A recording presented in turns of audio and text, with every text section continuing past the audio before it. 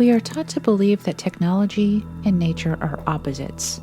The silicon and copper belong to a sterile modern world, while the ancient forces of the earth belong to the past.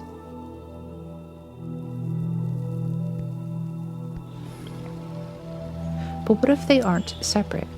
What if a circuit board is just another kind of sigil, a precise geometry designed to channel an unseen current? This is Technomancy, using tools of the digital age to tune into the ancient frequencies of the earth. And today, we are going to bridge that gap.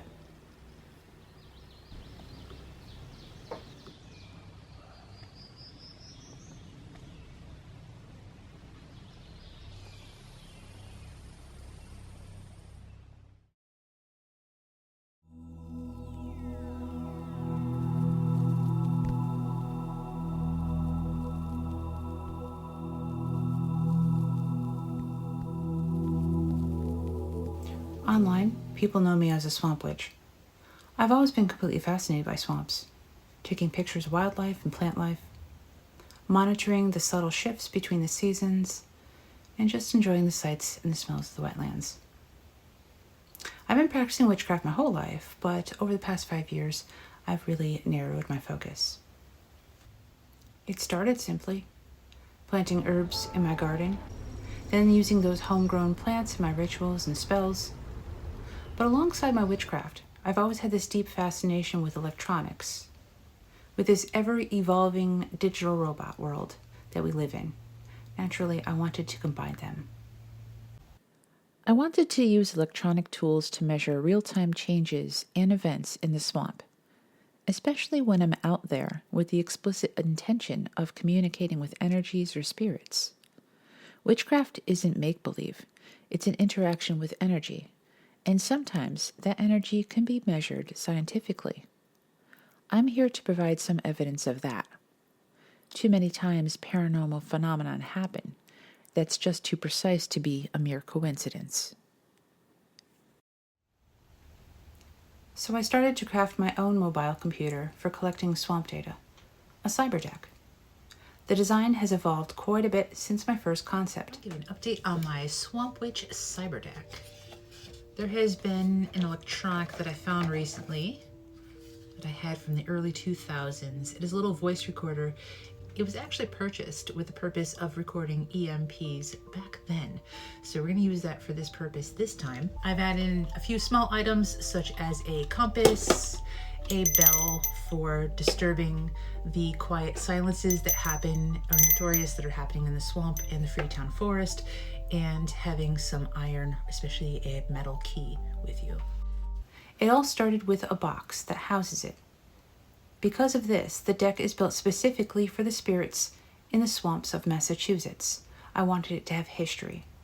I found this old wooden cigar box crafted right here in Boston back in the 1920s. Next, I needed the brain. A lot of makers buy a brand new Raspberry Pi to build a Cyberdeck from scratch, and that's a wonderful approach. But I'm really fond of recycling electronics. There's so much fast technology and e-waste out there. I had a collection of old phones, so I selected one and started programming it to act as the core processor. During that initial process, I asked a little too much of the hardware and inadvertently destroyed it. Lesson learned. I pivoted and chose a slightly different, more recent, older phone. It's not quite as retro, but it is incredibly stable, and instead of loading it up with cheesy ghost hunting apps, I'm using this brain as a dedicated field notebook, camera, voice recorder, GPS, mapper, radio, and digital grimoire. My roots go deep here, being a Massachusetts native, with family ties going all the way back to the Mayflower. I feel a strong personal compulsion to connect with the spirits in the swamps. I'm not alone in looking at the world in this way. I recently been in contact with a researcher from a Scottish university discussing this exact connection between the witchcraft of old and the technology of today. I feel like swamps are a really terrific space to practice witchcraft, but also have lots of activity that you might experience. And I think it has a lot to do with the stagnation of a swamp. It's not moving water, it's not a river, the water can't go anywhere. Water holds memory. I'm incredibly excited to get active with this research and to show how technology and witchcraft can work together to unlock the things we can't normally see. The box is ready. The brain is programmed, and now it's time to build.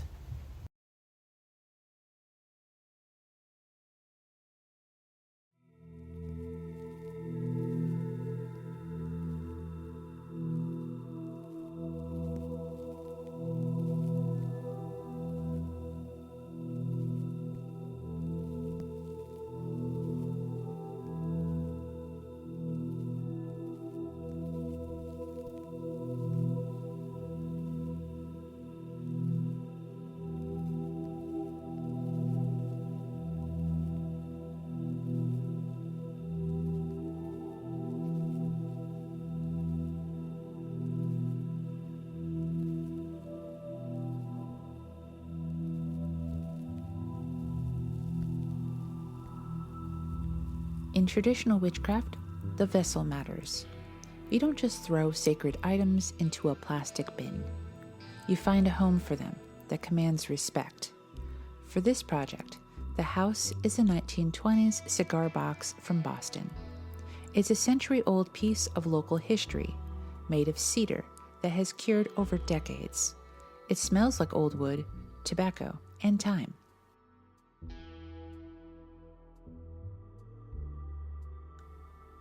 But a cyberdeck needs to handle the real world. It needs structural integrity to survive the damp, unpredictable environment of a Massachusetts bog, so we reinforce it. Brass corner brackets, custom cutouts for external ports, and a few subtle markings of intent. We're transforming a piece of vintage commerce into a tool of exploration. Now for the brain. Like I said, the first phone didn't survive my enthusiasm. I pushed it past its limits and it bricked. But failure is just part of the workflow when you're experimenting with salvaged tech. This replacement phone is a bit newer, incredibly stable, and honestly perfect for what we need. There's a certain magic in taking something society deems obsolete or disposable and breathing a second life into it.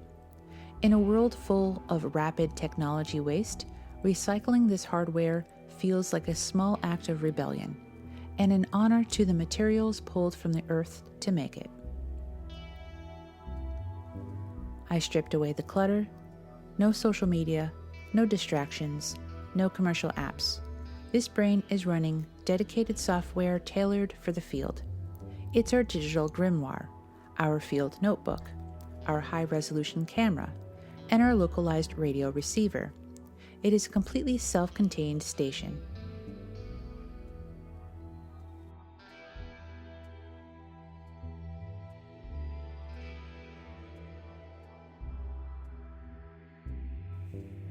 The final phase of the build is the assemblage, weaving the organic wood and the inorganic silicone together. Every wire has a specific path.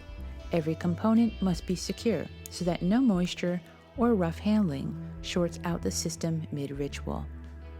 It's a meditative process. You focus your energy into the machine, piece by piece, ensuring that the hardware and the intent are perfectly aligned.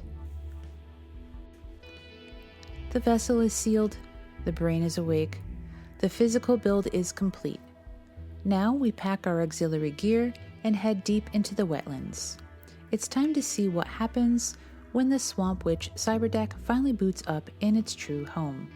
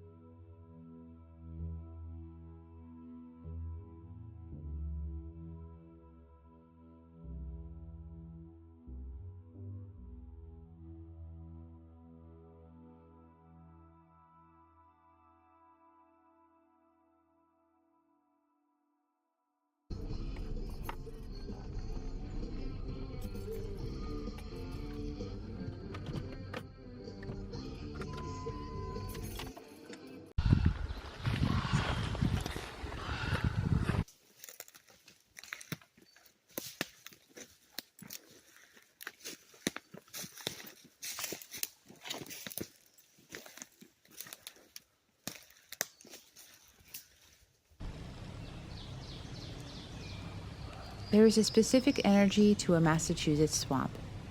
It feels ancient, heavily layered, and deeply protective.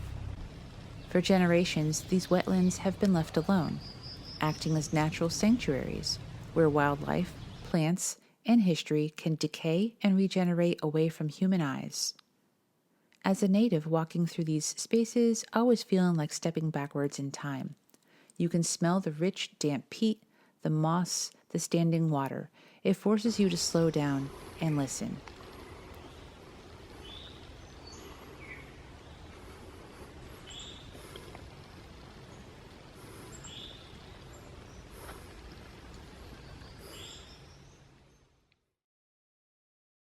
Finding the right spot is all about intuition and respect.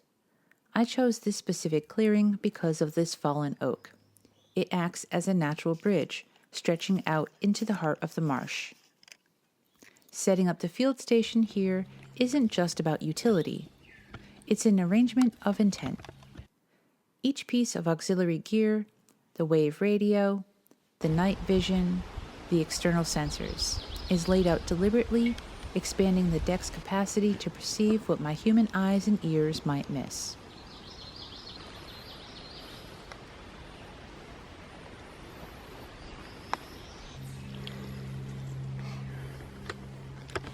Before you turn on a single machine, you have to ground yourself.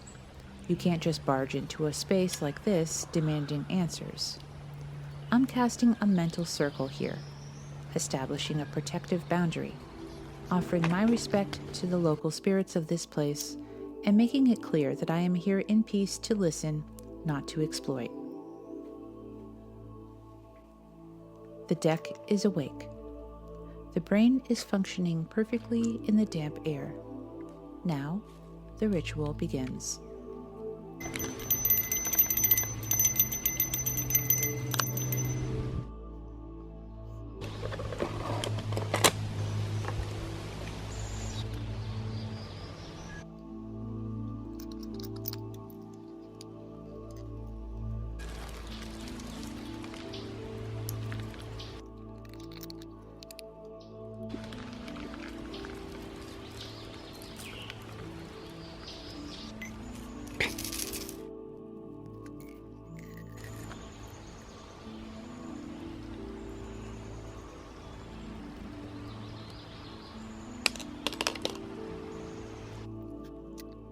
See which card modifies our energy today.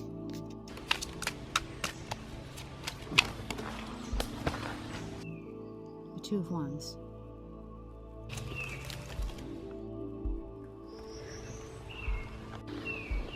Thank you for accepting us into your space today. We would like to connect with you in a deep way.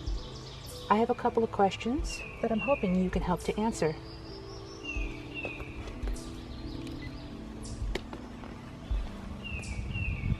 What is the oldest memory held in the water of this swamp?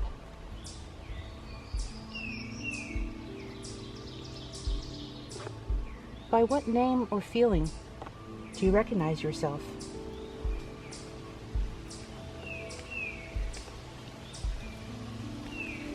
Am I welcome in this space today?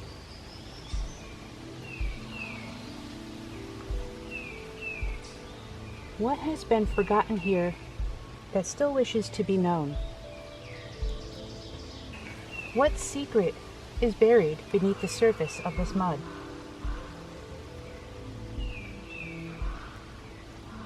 What truth am I actively ignoring right now?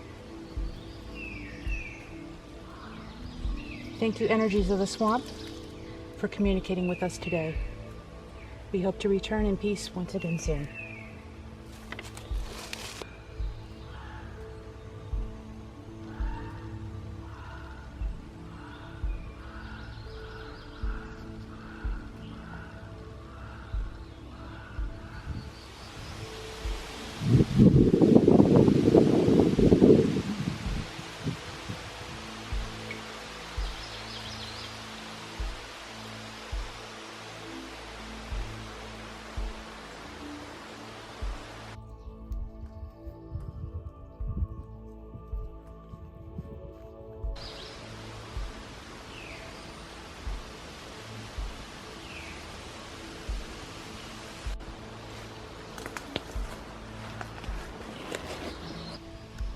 Look at this voltage meter. That's a localized energy fluctuation, and it's holding a pattern.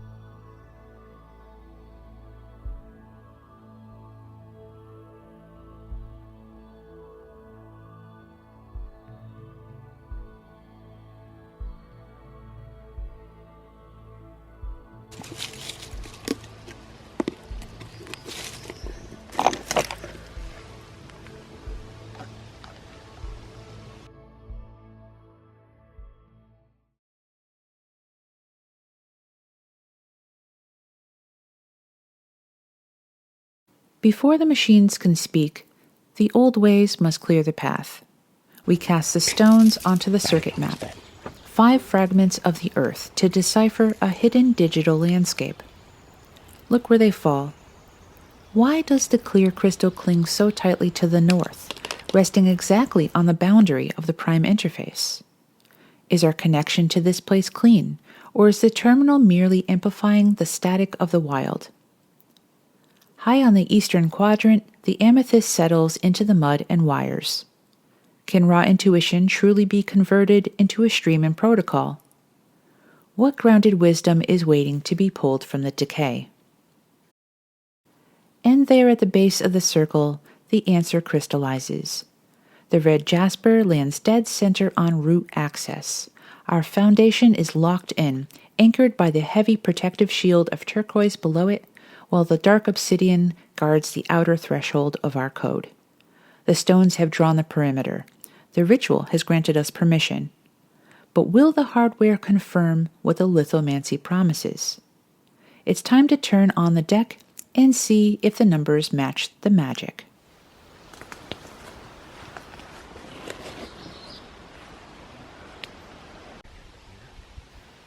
Every expedition has its turning point, the moment where raw exploration transitions into hard data.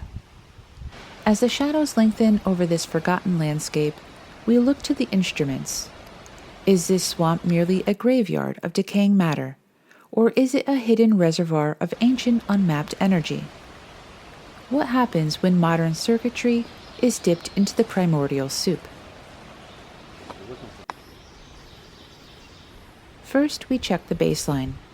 We drive our metal probes deep into the anaerobic muck. In the open air, the meter reads a dead hollow 0, but the moment the probes touch the swamp water, the screen flickers to life, climbing from 0.06 up to 0.24 volts DC. Who is pulling the strings of this current? Is it the secret metabolism of electroactive bacteria generating a living microbial fuel cell beneath our boots?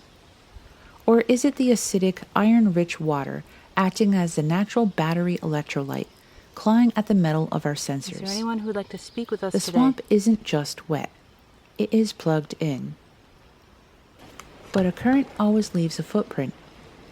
We pull up all 3-axis magnetometer. For the first 10 seconds, the lines scream in chaos as we move through the brush. Then the sensor stays still, and a pattern emerges. Sharp, localized anomalies warp the Earth's magnetic field. Spikes cutting through the static at 22 seconds, 31 seconds, 38 seconds. What lies buried in the deep mud to bend magnetic north? Are we drifting over ancient deposits of microbial bog iron hidden from the sun? Or is the hardware of our own Cyberdeck rig drawing power, bleeding electromagnetic interference into the wild?